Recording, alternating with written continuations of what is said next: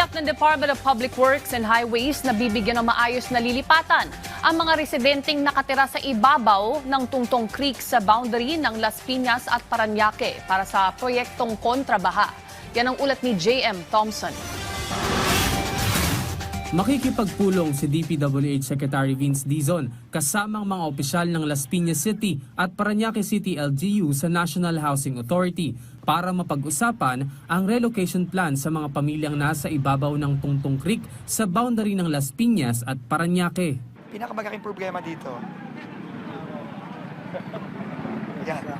So madaming ISF nakapatong sa creek. Mahigit 500 pamilya ang kasalukuyang nasa ibabaw ng creek, kaya naman maliit lamang ang espasyo para sa tubig ulan dahilan ng mabilis na pagbaha sa lugar. Ayon sa kalihim, natapos na ang drainage improvements sa lugar pero hindi dito natatapos ang kanilang proyekto.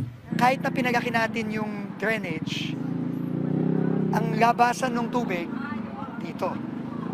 And obviously, mapupuno kagad tong creek na to dahil nakapatong na yung mga bahay sa creek mismo.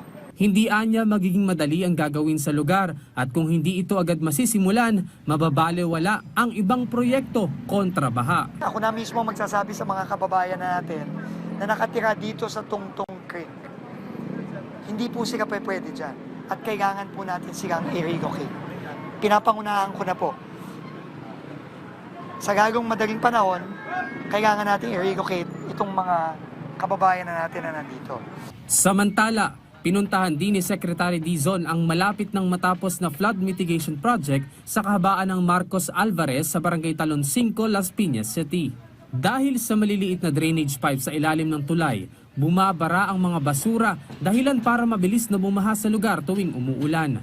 2 taon na umano itong na-delay at ngayong buwan ng Hunyo pa lamang inaasahang matatapos. Dahil sa pagpapalit ng district engineer, napalitan na rin ang dati maliit na daluyan ng tubig na ngayon ay may malawak ng butas sa ilalim ng tulay. Patuloy naman ang mahigpit na pagbabantay ng DPWH sa mga proyekto kontra baha sa iba't ibang bahagi ng bansa. Tinitiyak ng ahensya na nasusunod ang timeline o target date ng mga proyekto para agad itong makatulong sa mga lugar lalo na ngayong tag-ulan.